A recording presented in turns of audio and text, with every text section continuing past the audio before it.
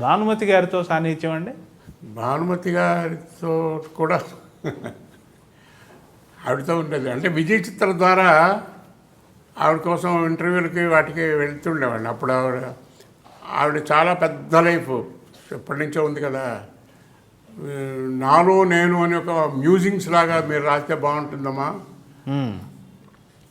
అంటే నేను ఉన్నట్టు చెప్తాను, అన్నీ వెయ్యాలి, ఏది మీరు ఎడిట్ చేయకూడదు. అలాగే మీరు ఏది రాసిస్తే అదే వేస్తాను అంటే ఆవిడేమో చెప్తుంటే నేను రాసుకొని మళ్ళీ ఆవిడకి ఒకసారి చూపించి అందులో ఎర్రర్స్ లేకుండా మళ్ళీ రేపొద్దున కామెంట్ చేయకూడదు కదా, ఓకే అనిపించుకొని అలా వేసి పరిచయం అయ్యింది. తర్వాత ఆవిడ బతికించేది. రేపు రండి, ఎల్లుండి రండి, సాయంత్రం రండి, పని ఉంది ఇలా అంటే నేను వెళ్ళాలి. మా అసిస్టెంట్నే ఉన్నాము అప్పుడు. ఈ అసిస్టెంట్ ఉండేవాడు ఈశ్వర్ని. ఆయన మీరు వెళ్ళండి బాబు. ఈశ్వర్, బీకే ఈశ్వర్. తర్వాత డైరెక్టర్ కూడా అయ్యారు కదా ఆయన.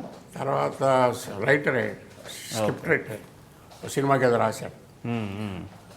ఆయన పంపించేవాడిని. వాళ్ళు నాకేంటి ఇతరత్ర పనులు ఎక్కువ ఉంటాయి ఇక్కడ ఆఫీసులో, పేజ్ మేకప్లు ఇవన్నీ చేసుకోవాలి కదండి.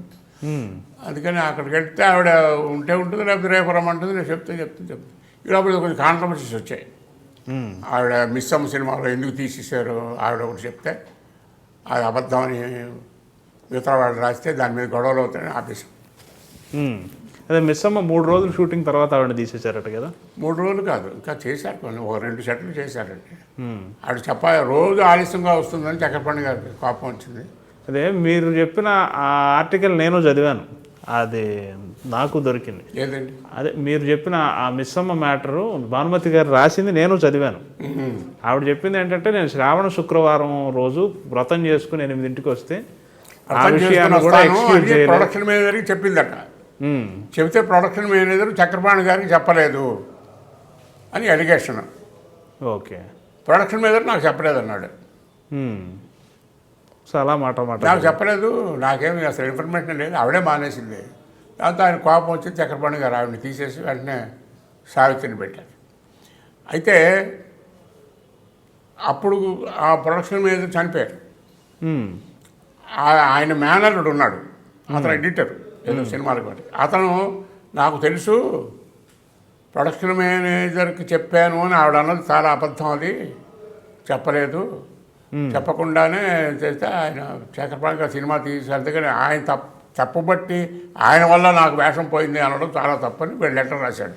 ఆ లెటర్ మేము విజయ చిత్రాలు వేశాం. దానికి మళ్ళీ ఆవిడ రిప్లై ఇచ్చింది.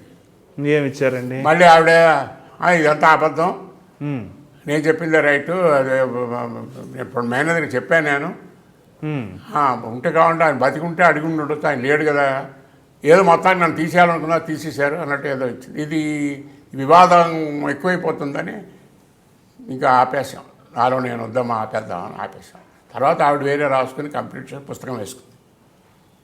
ఇంగ్లీష్లో కూడా ట్రాన్స్లేట్ అయింది. ఓకే.